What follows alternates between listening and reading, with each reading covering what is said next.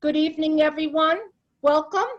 This is the Pet Detectives radio show broadcast here with your host, Evidential Medium, Animal Communicator, Pamela Marie Edmunds. And I am broadcasting to you from Sedona, Arizona, with the red rocks. And we just came out of a bit of a monsoon, which is very, very unique for myself coming from the East Coast, and a lot of you who listen are from the East Coast too. And basically, they start putting up flash warnings, people not to go and drive in areas where the water is running. I mean, anyway, I would think I would know not to myself, but anyway, that's the way it is.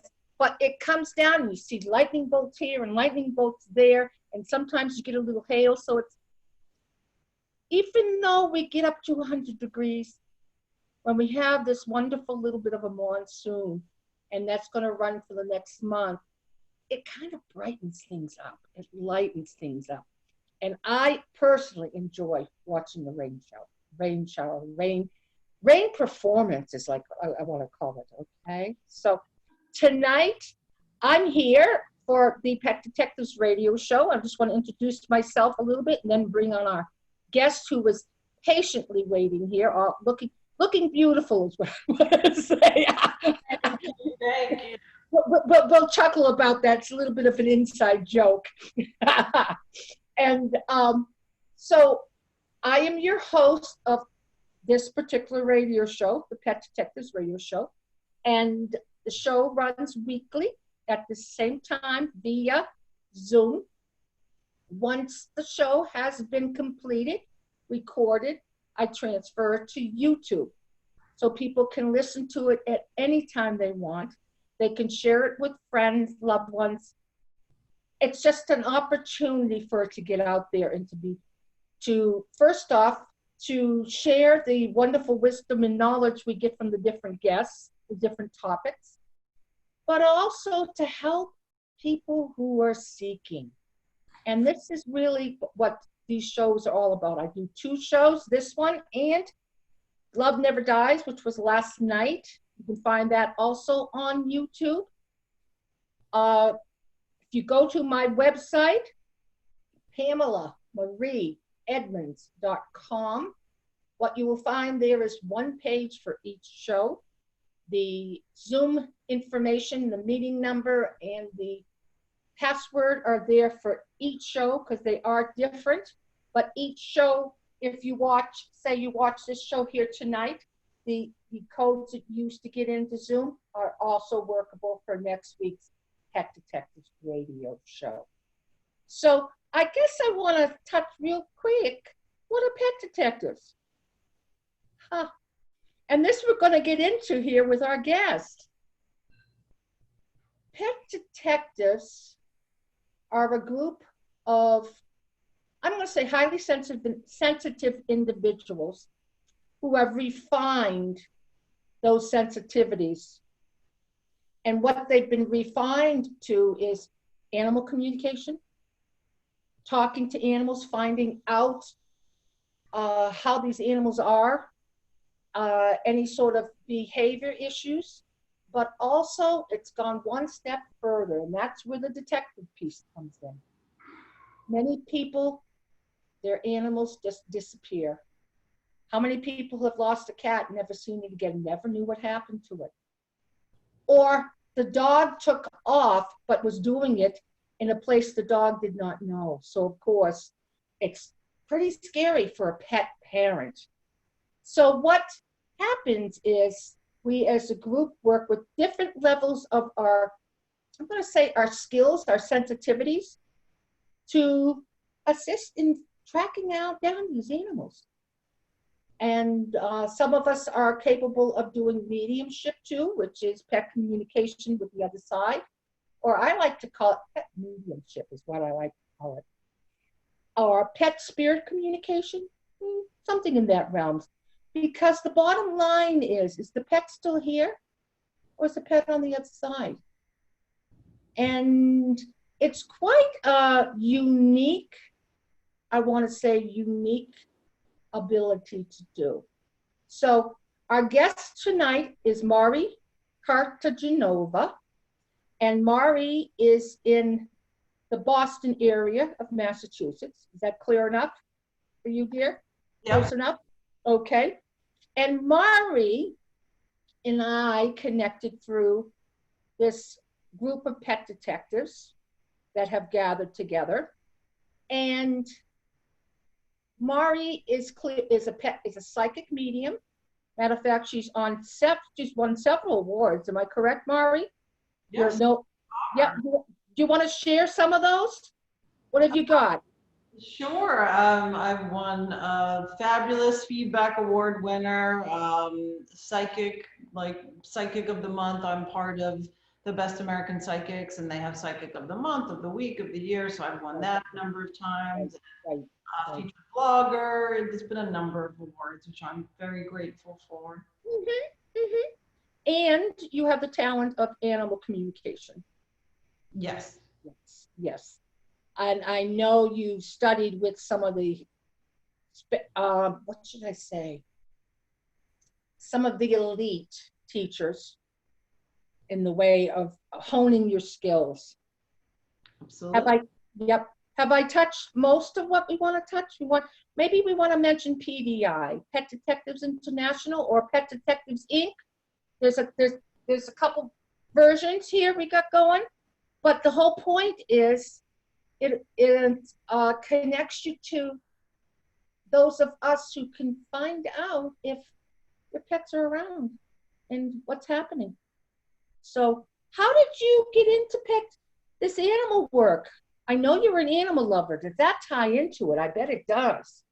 Yeah, of course. Well, thank you so much for having me on your program. I appreciate it. And yes, as Pamela mentioned, I'm a psychic, a medium, an animal communicator, and I'm also a finder of lost pets. Yep.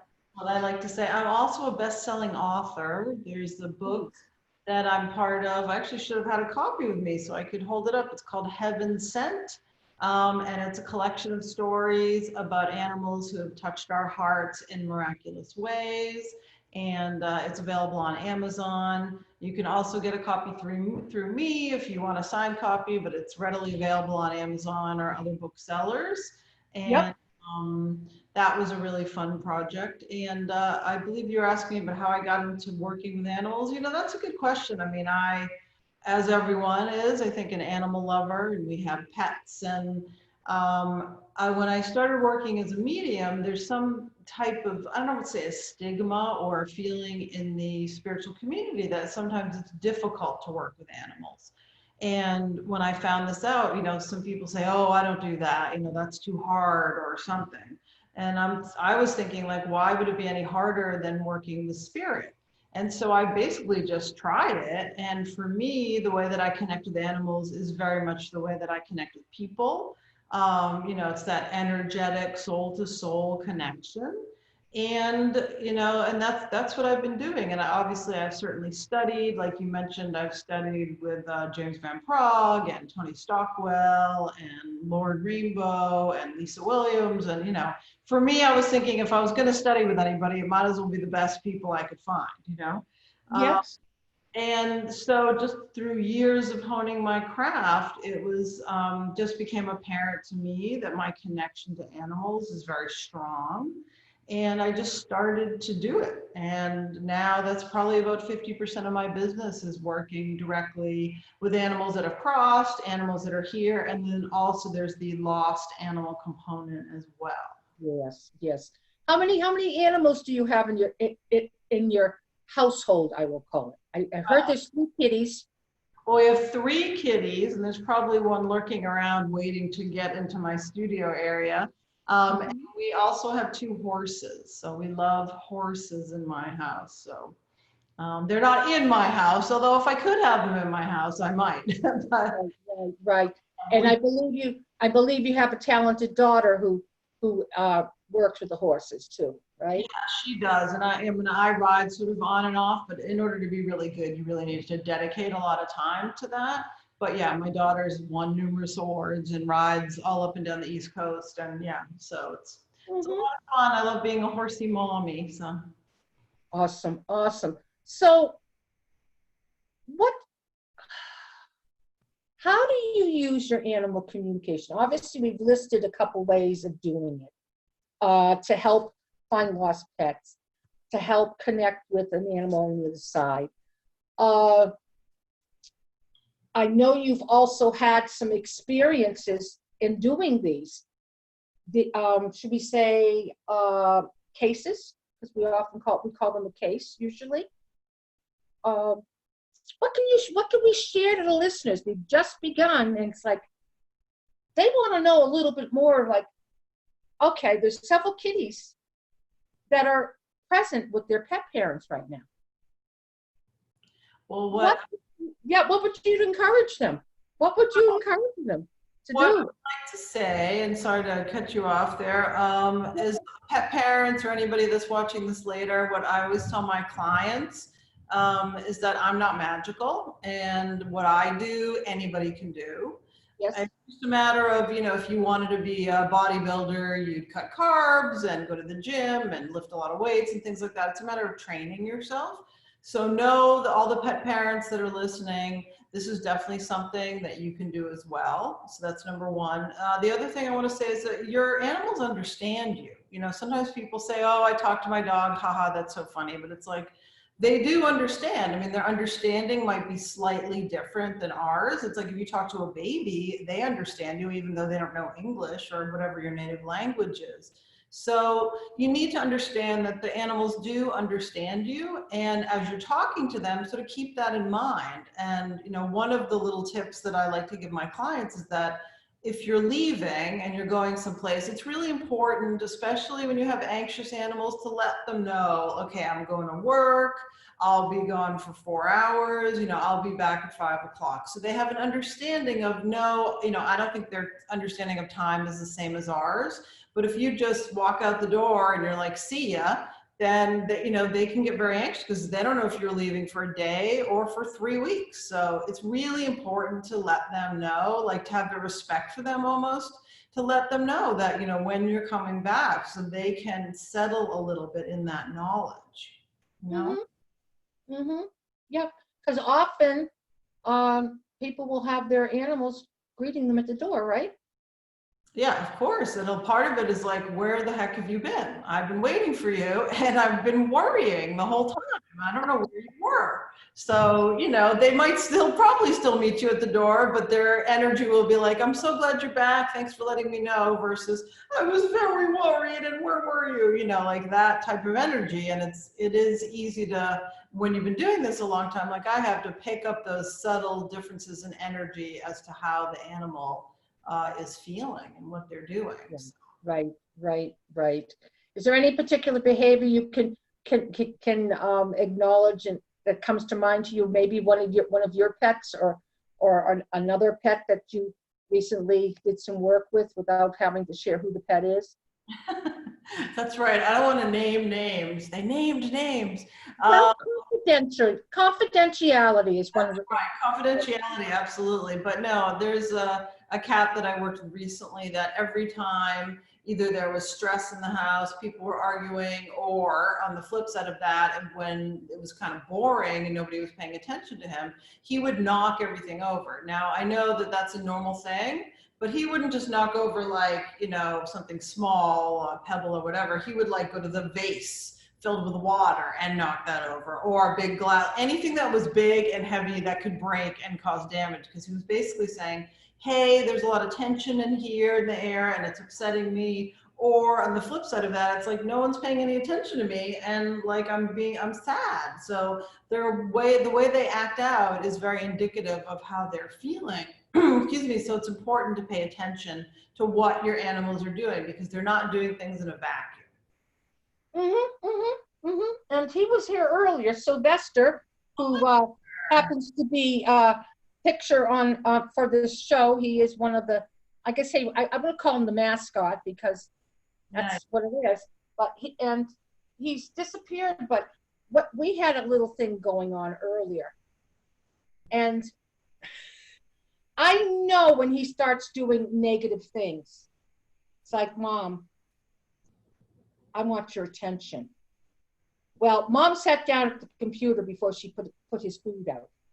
Oh, well, Mom, you can't. No, no, no. Sometimes he'll put up with it, but this time he wasn't going to. And what he literally did for I'd say the negative attention, he was looking, telling Mommy, says, Mom, you did something wrong. That's why I'm doing this. Yeah. He goes underneath my computer table and he starts pulling on my cords. Yeah, absolutely. Yeah, because animals have feelings, animals have souls, just like we do. And there's no difference, at least in my mind, between the cats and the cows and the horses. They're all, sparks of universal energy. And so they're all the same as us in that way. And it's important to listen to them and not just meet their, I gave you food, I scooped your litter box needs, but also their emotional, psychological, spiritual needs as well, because they have them just like we do. Right. So for my example I shared there with Sylvester, I'm aware that when he does negative things like that, it's like, he wants my attention. Mommy slipped up. Mommy hasn't done this yet, or something or other of that nature. Oh yeah, big time. So, I know we got a bunch of cat owners here. What can we share? There's so much about the work with animals. And even we can get into some of the pet detective work too, if you wanted to talk. Absolutely. What would you like? What are you feeling you'd like to share about? Excuse me. Yeah, what would you like to share about? We could talk about the detective piece, but in terms of the communicating with animal piece, I didn't know if you want to talk about, how we both do it, how we both connect, because that was something we shared earlier, off air, was that each animal communicator or medium, they work differently, not, everybody works the same. And that's fine. It's because it's like, you're making the pizza and everybody brings their own ingredient and then you have a wonderful dish. Okay. So basically, how you want to share how you work?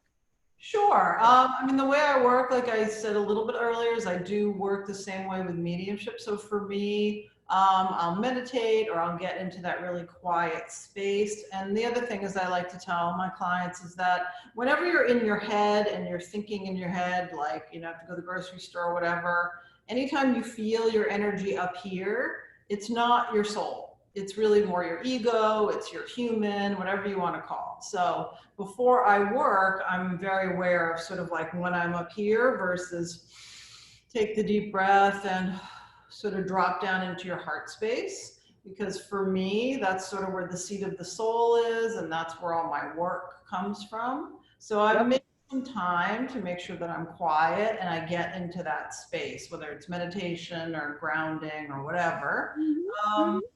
And honestly, if I'm working with animals or if I'm working with people, I just sort of send out an energetic message to that soul, whether it's crossed or whether it's here, and say, hey, it's me. I would love to be able to connect with you. Is it okay? That's also an important part that a lot of people forget, is that you just need to ask permission. It's not like you're begging, but like you wouldn't just walk up to someone on the street and start, bump into them or something. You'd be like, hi, excuse me. So it's the same way that I work with the soul on that level, is you want to say, hey, is it okay if I work with you?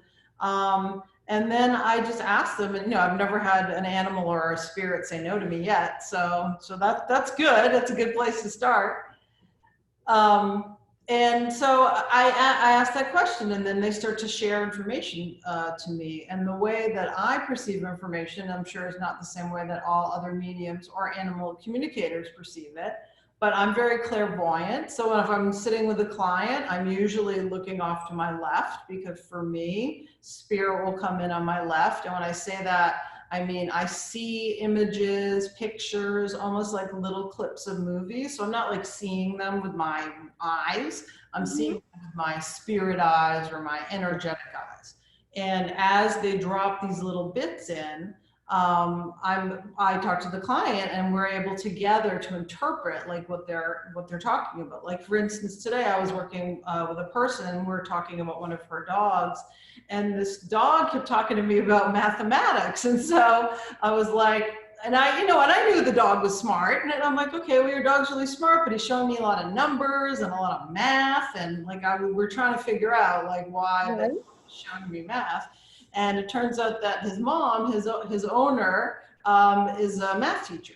So it was like, oh, okay, well, that makes sense. So it's a matter of inviting the spirit in, making the connection, connecting in whatever way you do. You know, I work with my other senses as well, like smelling, hearing, tasting, but primarily I see.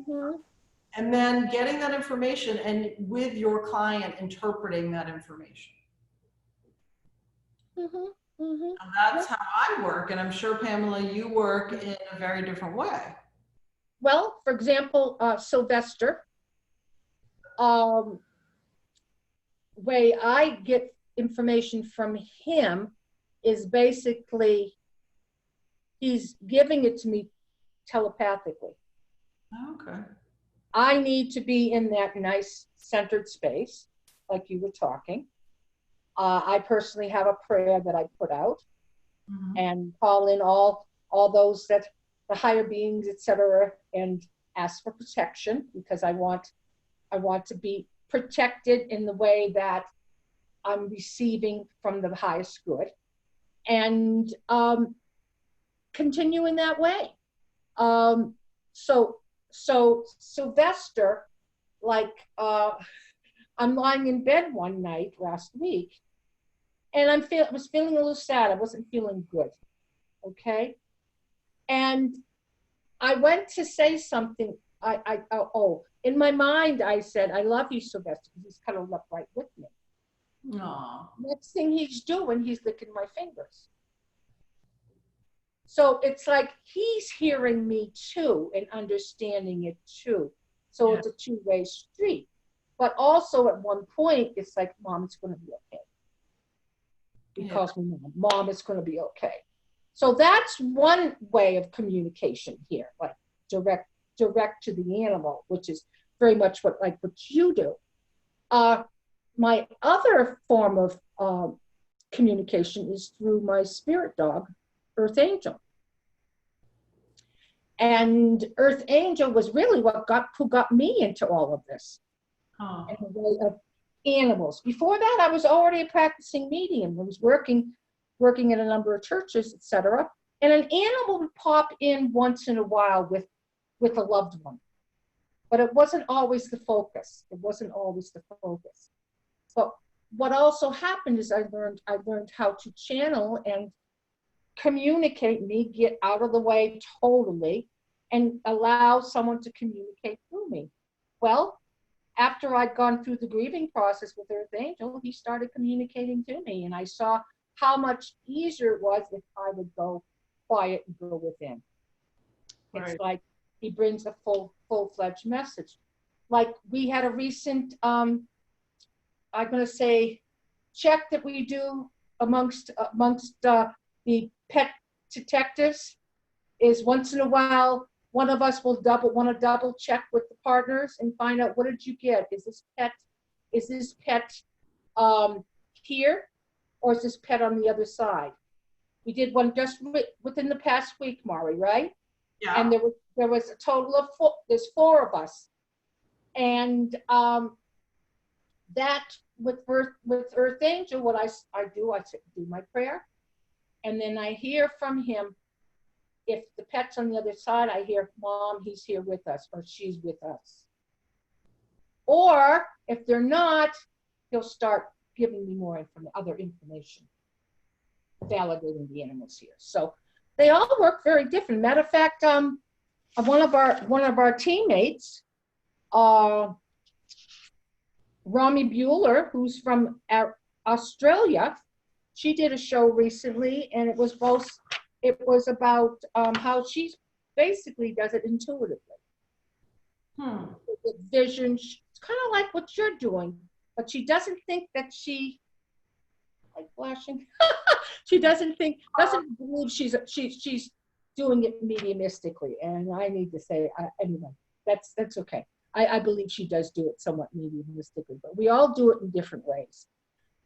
June Elaine Evans, who is the founder of Pet Detectives International, she often will do it, she'll be doing remote viewing, which is a process that many of us mediums have learned or can learn. And basically what we do is we're actually traveling to a place and seeing visions of the animals, what's going on, or a place where they may have been. So, I mean, the list goes on. Go ahead.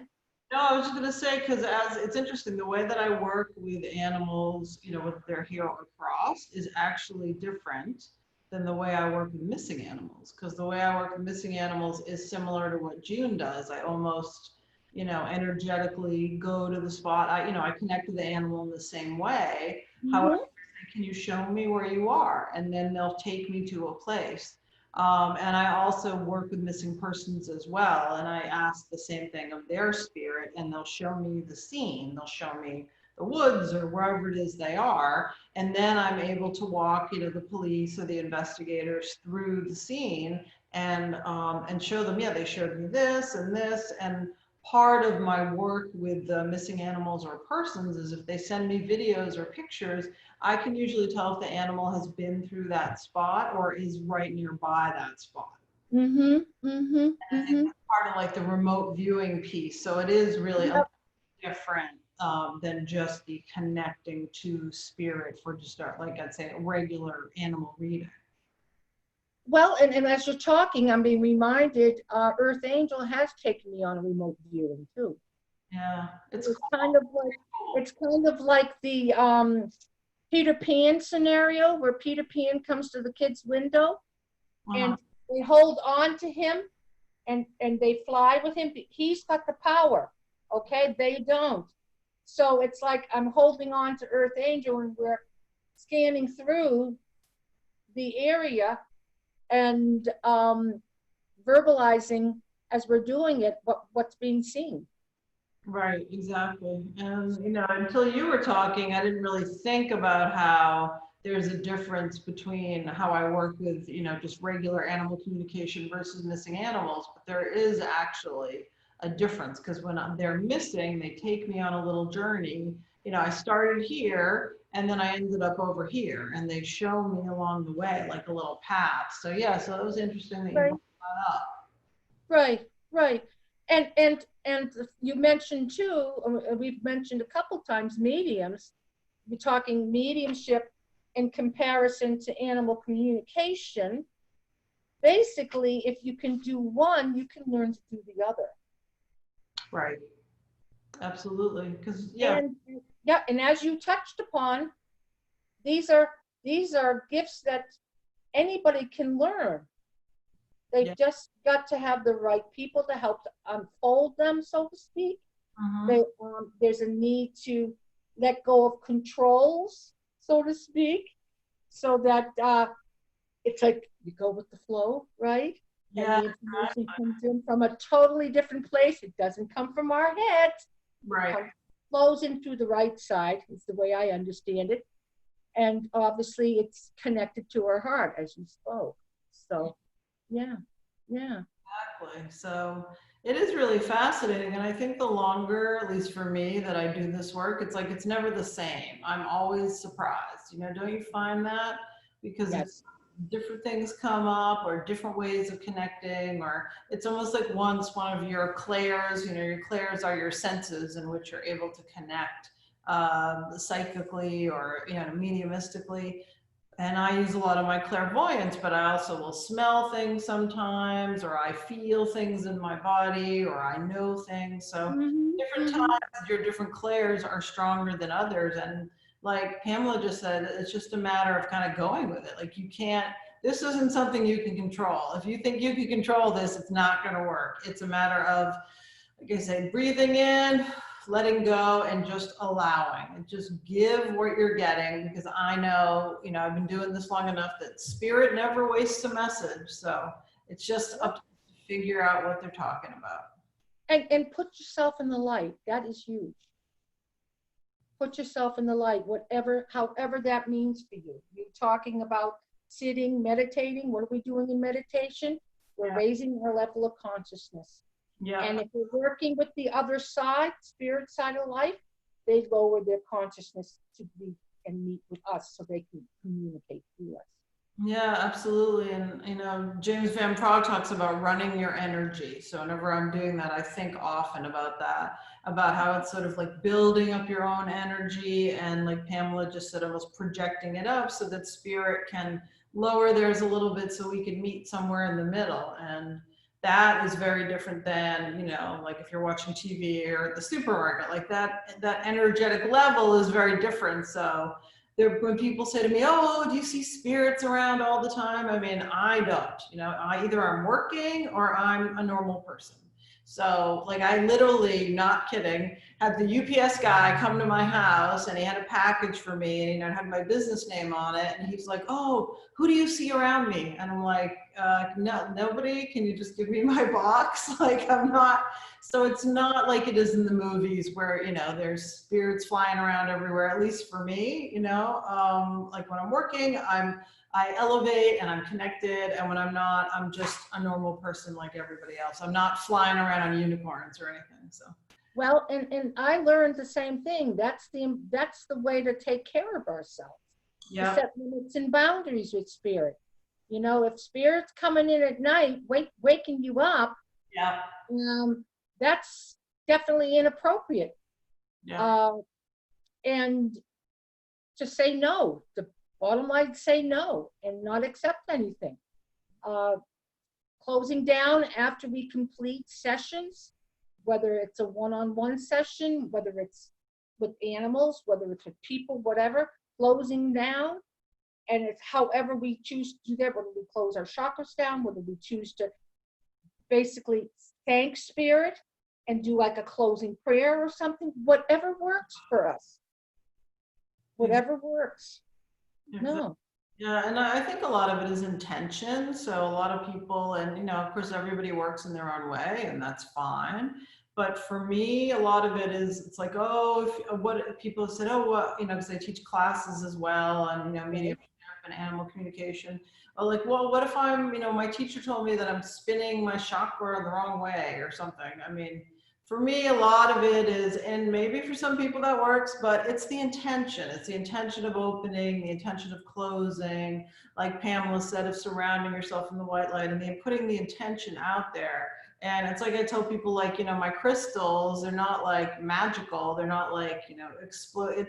It's the intention and the connection that you put into them.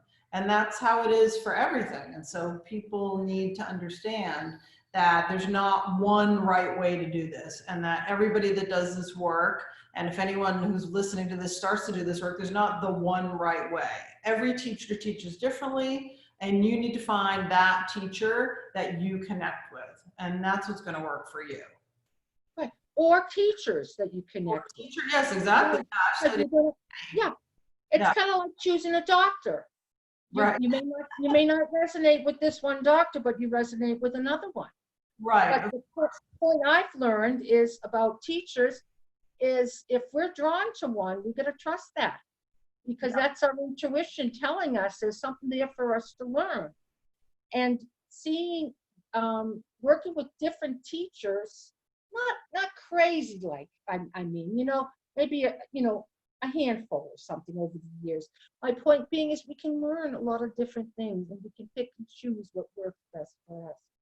Yeah, exactly. And I think as you grow and develop, and at least for me, I mean, I think it's always important to continue learning, because I don't feel like you've ever, all right, I know everything, I'm done. It's never that case. It's always a matter, like I continue to mentor with Tony Stockwell, and I continue to take classes just to sort of keep your toe in the water and to keep yourself sharp. And there's always more to learn. And I think as you grow and you develop, you may find new teachers, or you may learn new things from the same teachers. So it's always like it's like a moving bullseye. There's always something new that you can gain from whatever it is you're doing with different teachers. Well, and being the best that you can be. If you're tired or you're feeling sick, don't do the work. Right. Don't get involved with it, because that's when we start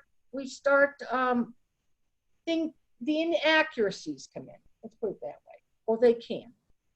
Right, absolutely. Although sometimes I've done demonstrations where I felt terrible, I've had like a stomach flu or something, but if you're booked and you have like, a couple hundred people, you can't just be like, good luck with all that.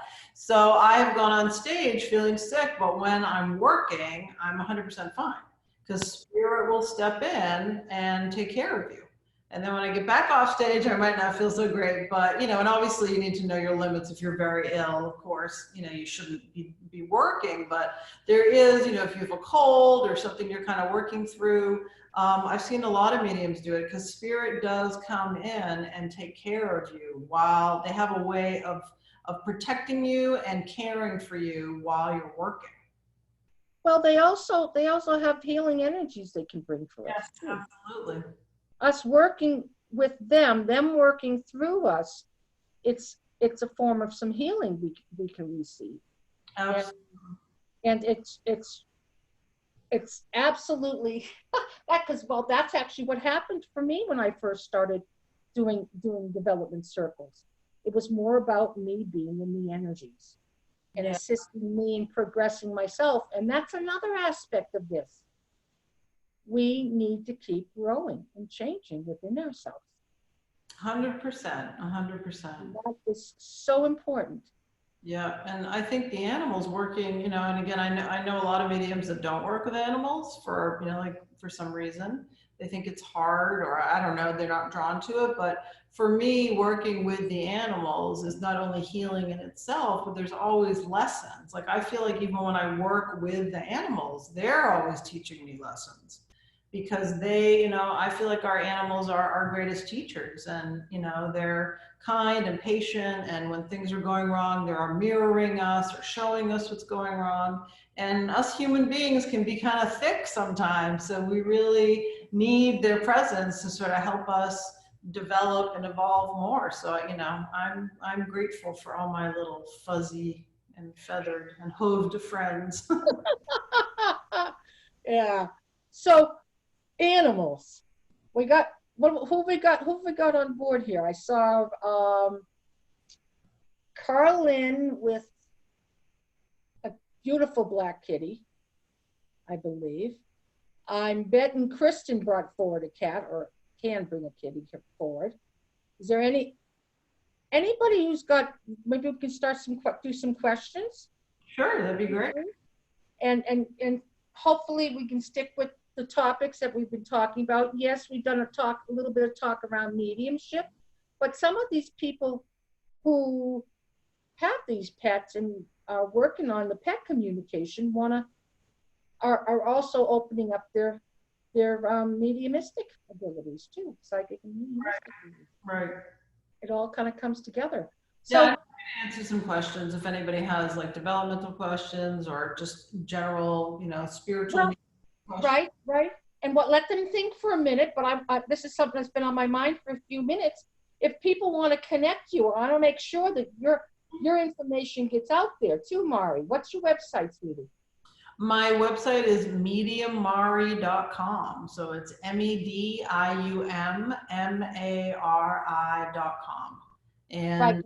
All my info is on there. I have an Instagram, a Twitter, I have a YouTube, I have a couple of pages on Facebook. So if you get to my website, all that is on there. And, I'd love to hear from anybody. So awesome. And I can put it in the chat too, if that would be helpful. Right. Let me see. Has anybody got either free up your mic and just speak up, or okay, or you can type in a message. Christina Gale to all. I have one when ready. Go ahead. Hi guys. Hi. Unmute your mic. And who's your friend in your arms here in this picture? Oh, that's Romeo. Oh, that's Romeo. Boy. Yes. Mari, I have 3 cats now, 2 Maine Coons that are siblings from the same litter, Greg and Marcia, and one other. One of the Maine Coons, I've been trying to communicate more with them.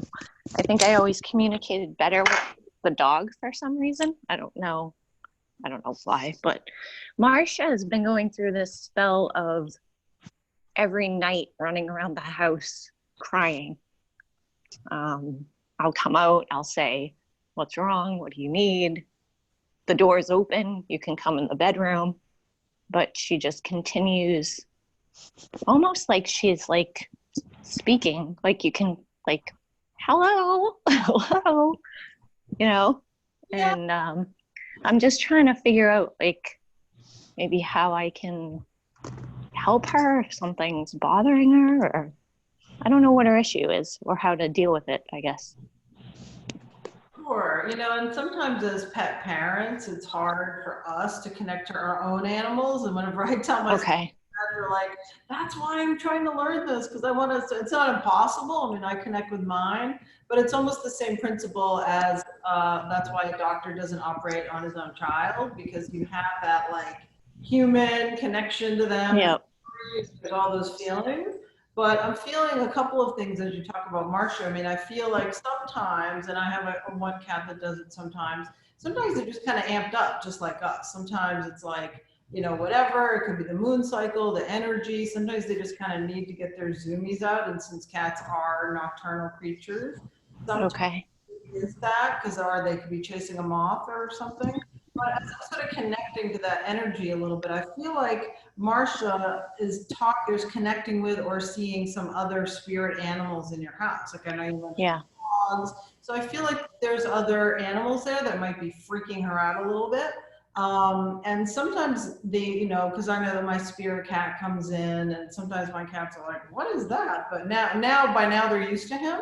But I think it might be important for you to talk to her and just say, look, if you're seeing, X, Y, and Z, you can name your animals. You don't have to be alarmed. They're, friends from before, because sometimes they'll see spirit, and it's almost like having a stranger in the house. Like, hey, okay, yeah. What are you doing here?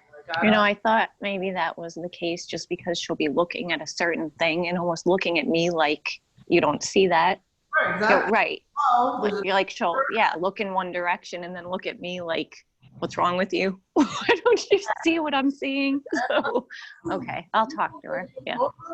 Yeah, that's what I'm feeling is going on. So I think it'd just be important for you to talk to her about that. And I've had other clients that have had similar problems. And once you sort of explain everything to them and they get used to that visitation, then they'll be like, oh, okay, now I know what's going on. But the other piece of it is you might just want to ask yourself, or you make a book session with somebody, is why particularly now is that spirit coming? Because they feel like there's some connection with that as well. Mm-hmm. Usually when they come, it's like either for support, or it could be like an anniversary, or there's some reason why they're coming at that time. Like there are no coincidences, everybody. When something happens, you could explain them all away, but they all have a meaning. So if this spirit visitor has been coming now, you just might want to sort of think about it or intuitively connect to that piece about why that's happening now. And then explain that to Marsha, because I feel like once she understands, like she's a smart kitty, but I do feel a little bit of that anxiety with her. But I feel like once she has an understanding of it, then she'll be like, oh, okay, cool. Like I understand what this is now, and she'll be able to settle. Okay. Thank you. You're welcome. You're welcome. And as I see your picture, Christina, yes. Is Romeo around a lot? Yes. Well, and that Romeo's in spirit. He is, but since I've been working more with, trying to be more intuitive and learn, I do feel like he's here more and more along. So maybe she's not used to that too. And I never did sit down and say to them, look, I'm trying to learn how to communicate with spirit. So you guys might start seeing things. It didn't occur to me to do that. To me, it's always like I communicate with them with the simple things, like Mari said, like, oh, you want a treat, or you're hungry, or I'll be back at this time, but never more in-depth conversation. Right. Well, they do understand, and to them, on some level, if like if you don't talk about things like that, it's almost like if you suddenly had a bunch of people move into your house and didn't tell the rest of your family. Like, right. Okay. Yeah. Here, I don't understand. So it's just so they And we do forget about that. I mean, I forget sometimes too, to really sit down, because it's almost like with a little kid, you know? All right, we're going to do this now, and we're going to eat this. We'll, you know, get changed, we'll have a popsicle, whatever it is. So they have an understanding of what's happening. And once you talk to them on whatever level they process things, they're going to settle a little, because they're going to be like, oh, okay. Like, Okay. you know, I'm just going to show you her real quick. Say hi. Marsha. Say Marsha, hi to the ladies. Yes. And poor Oh, Marsha. sweet She always, girl. Greg gets more attention because he looks like a lion. So. Oh, yeah. Yeah, she seems like her energy is like a little lower. So Yeah. there's like a little bit of worry, you know, I feel like a little bit of worry with her. And obviously, you know, I'm not a vet, I cannot diagnose or No. prescribe, but yeah, if it continues that way, you might want to bring her in, because her energy feels very to me. And you know, it could just be from what's going on, or it could be something underlying. Okay. Yeah, right. That's true too. Okay. Thank you. You're welcome. Thank you for introducing us to her, Christina. Yes. No problem. Yes. Pretty girl. Wonderful. Thank you, Mari. Yes. And a lot of that makes sense too. And I you're hope that makes sense, Pamela. well, nighttime, isn't that the time when spirit comes in a lot of times? Yeah. It's quiet, it's peaceful. It's my favorite time of day. Yep. I love nighttime. Right. And animals, cats in particular, can see in the dark. Yeah, they can. Yep. Cats and dogs both can see spirit, I believe. How about you? Absolutely. I think all animals can. Horses, for sure. I mean, the horses are, you know, Awesome. particularly connected to horses. They're very sensitive, and they are, you know, they pick up a lot of things. So they're always, you know, when they get spooked, people are like, oh, my horse spooks a lot. Well, you know, there's probably a lot of reasons. I mean, it could be physical things, spurs or whatever, but they're also probably seeing, you know, like 80% more of stuff than you are. So that's a big part of it, I think, because they're very sensitive. Well, you used the term spooked, didn't you? Well, that's like an equestrian term. You know, you're riding and your horse spooks. It's like, yes, it could be, you know, spirit or animal spirits, like where we ride. You know, it's around the woods. There's a lot of activity, whether it's animal or spirit, or, you know, so that's important for any horse. And if anyone that rides horses already knows this, so. Yeah. Anything else that you're feeling you'd like to share here before we see if there's anybody else wants to ask you anything? I was just sort of going through my list of things, or, you know, I had to write them down because I can't remember everything, but I am going to be offering, I think in September, an animal communication class online. As everybody probably is already aware of the coronavirus, I had a lot of stuff planned in person that has been a little bit postponed for now, since we have to get the virus under control, but I decided I wanted to do some animal communication stuff online. So that's going to be, I'm going to set that up for September. And if anybody in the UK happens to be watching, I'm going to be featured in a couple of magazines over there. There's one that's called Soul and Spirit Magazine, and I think that one's coming out in September. And there's another one called Spirit and Destiny Magazine, and that should be within the next couple of months. The publisher doesn't have the date yet, but I will be in both of those magazines. So pick them up in your newsstands in the UK if you're over there. So right. And I'm gonna. May I give you a little message I'm sensing here? Sure. You got another book coming out? One that you're gonna do solo? Yeah, I've been working on one. It's, you know, it takes a long time. It takes a long time. Absolutely. I have been working on a book, so that's probably going to be a couple of years out, but that's definitely a mix. And I have other projects that I've been working on, other media things. So yeah. Something to look forward to. Yeah, absolutely, 100%. And all my stuff is listed on my website as well, if anybody wants to check that stuff out. And as soon as we get control of Corona, I'll be back out on the road. I had demonstrations planned in California. I had a huge one in Boston. So we're going to get all that up and running again as soon as it is safe. Well, that's the important thing here too. Absolutely. So, yeah. So did somebody else want to say something? I'm seeing somebody on the screen here. I'm thinking this is Carlin. Yes? Yeah, Chester and Garland right here. He's getting a little frisky when we turned our mic on over here. He had me down on the floor and was holding my hand. So Chester, it's interesting that Judith said that she has a Maine Coon. I used to think that Chester was a Maine Coon, but I did some research, and he didn't have. I'm sorry, I don't have good light in here. I'm gonna tell, but Handsome. he's I think he's something called a Nebulong.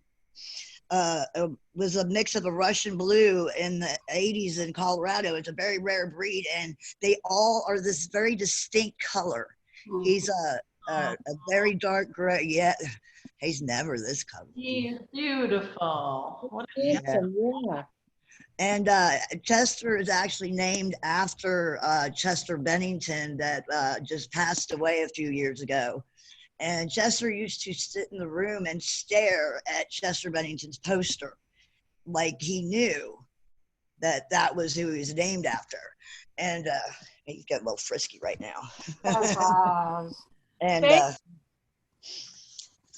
oh, there he goes. He's starting to play now.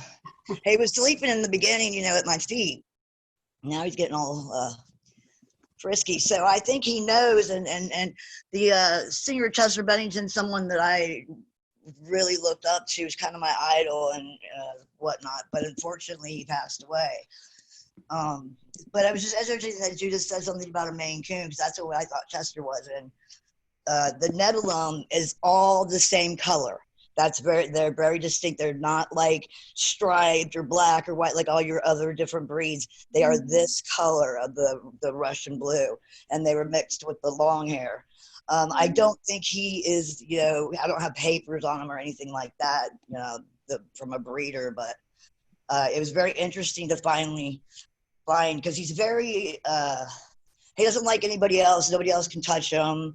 I'm the only one that can pick him up, and he's very aggressive. But he's my baby, you know. You have a question for Mari, or Mari got any comments? Well, I was just going to say, I feel like you and Chester are part of the same soul family. I don't know if you're really familiar with that phenomenon, but I believe that you know, once you're born into your soul family. So whether it's human or animal, we travel in the same circle as other souls. And so when you I've lost my family. My dad passed away. My mom passed away. I don't have kids. I've never been married. I don't know my relatives or anything like that. Chester's my family. He's all I have. And, right, absolutely. I was just saying that, like, our soul family is the people or animals that we recognize with our soul. And so when we all cross, we meet up with them again and reconnect with them. So we travel through many lifetimes with the same people and animals. They just might be in different bodies. And I feel like you and Chester have that really deep connection, because I can just see in his eyes, like he's so soulful. Like looking in his eyes is like, you know, looking into almost a black hole. He's so deep and connected, and I can feel like the two of you, like two puzzle pieces, really connect in that way. And, yes, I've dealt with a lot of depression and mental illness, and I just keep going because of him. I tell my doctor I'm not going to leave him alone. That's the number one thing. You know, I got left alone, and I'm not going to leave him alone. Right, exactly.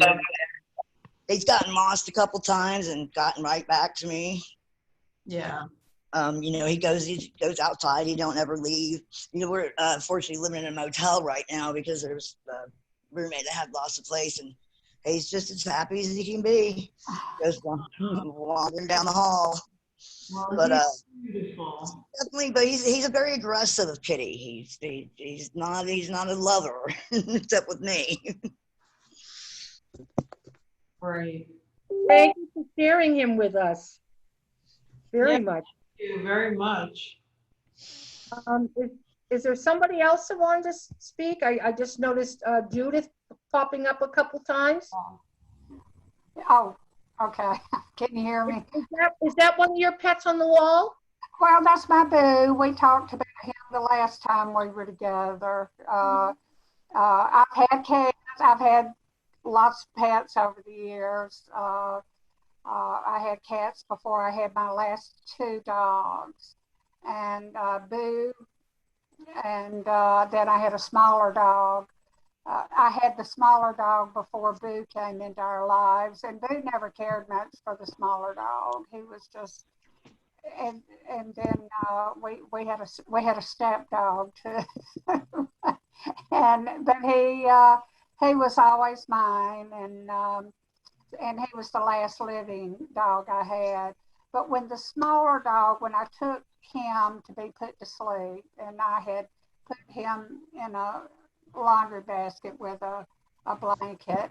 And so when I brought his body home, and I told Boo, my dog, I always taught my dogs the word doggone, so they would know food was gone, toy was gone, whatever was gone. And so they would like walk away because they knew something was gone. Yeah. So when I brought Shelton home in the basket after he had been put to sleep, and I brought it in and put the basket on the floor, and I sat down by the basket, and Boo came, and I said, Shelton's gone. And Boo laid down beside the basket and paid attention. It was as if he was saying goodbye.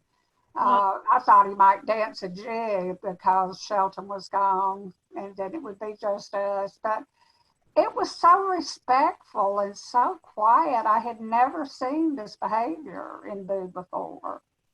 And he was acknowledging in his way, understanding that Shelton had left the earthly plane.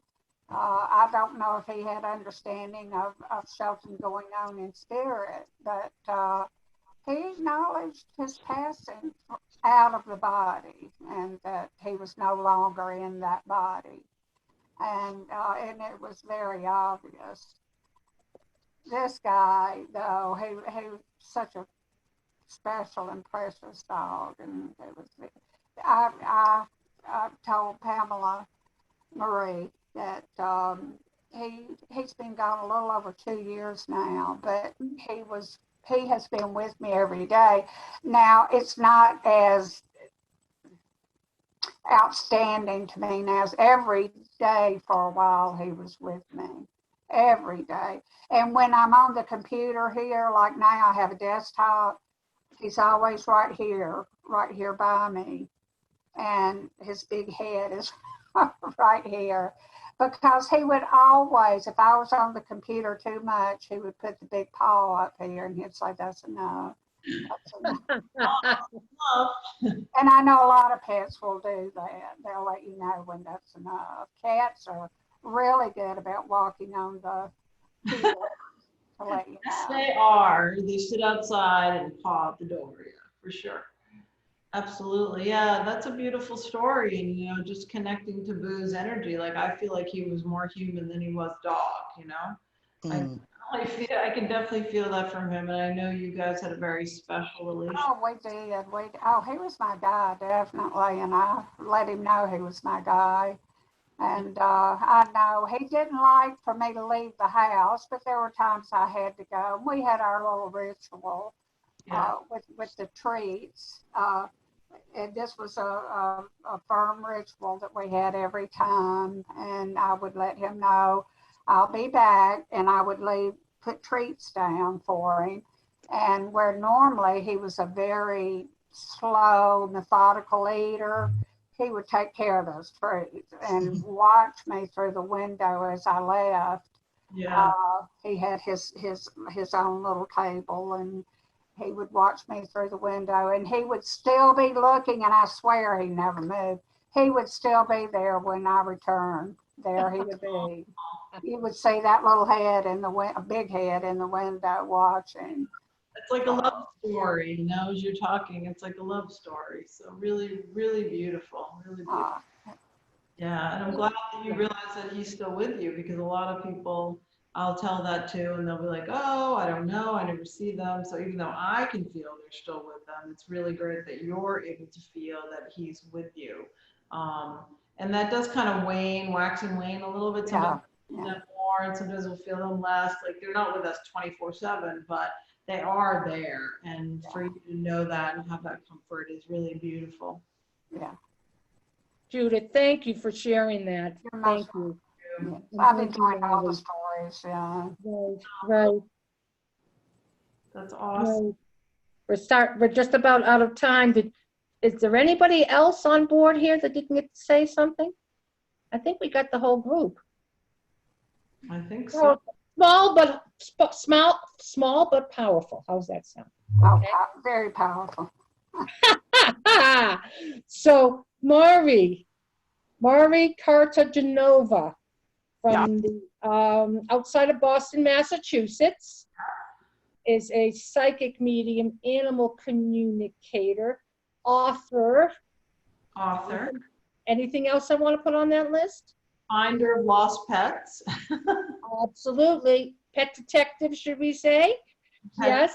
Yeah, absolutely. And yeah, I love, my goal in all of this work is to help people. And I love to help people connect to spirit and to connect to their animals through spirit. So whenever I start my session, I always say, I'm here for you. Whatever is going to help you process everything, whether it's a loved one or animal passing or behavioral issue. I'm for my clients, and that's why I do the work, because I want to help people feel better. Wonderful. And your website again is? MediumMari.com. It's MEDIUMMARI.com. Perfect. And they can contact you there for any of your services, your classes, anything you're up to. They get to know you a little better.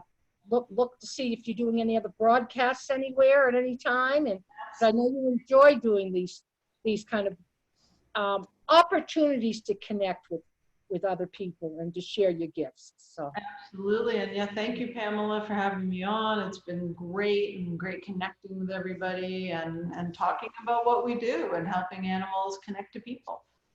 Thank you, Mari. Oh, you're welcome. Thank you so much. Nice to meet all you ladies and your beautiful furry friends. Absolutely. So everyone, I want to thank you all for being here tonight. And let's see, next week, I'm just going to give a few quick announcements before I close. All right, on Love Never Dies, I will be doing my monthly Messages of Love from Heaven, where I will be doing a mediumship demonstration with those who show up. So you come on board, you'll get a message, hopefully. And that's the 29th, Wednesday the 29th on Love Never Dies. The 30th for this particular show, the Pet Detectives radio show, right now, it's being determined. And I like it because I chuckle because every time I say that, I'm finishing up a show, all of a sudden Spirit comes in with some sort of ideas for me afterwards. And I'm so grateful because they know who will fit for these shows. And so anyway, I want to thank you all for being here. And Mari, we'll have you on again another time at some point, all right? And big hugs to you, dear. We've never officially met, but we've been in each other's space, should we say, numerous times, and we'll continue to do that. So anyway, yeah, virtual hugs to you from, across the country. And right. And one more quick message for everybody here is, in the next couple hours, this video, this recording will be uploaded on YouTube. And if people are looking for it, either I'll post a link on Facebook, my Facebook page. I'll send you the link to Mari so you have it to share with other people. Also, if you want to go to Pamela Marie Edmunds, my channel name, Pamela Marie Edmunds.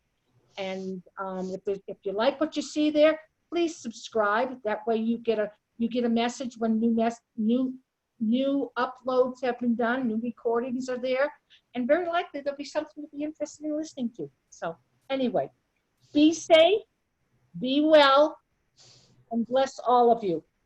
Thank you for being here. Bye, Mari. Bye, everybody else. God bless. Bye-bye. Thank you.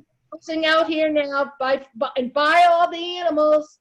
Bye, All thank you, everybody. the kitties. Yep.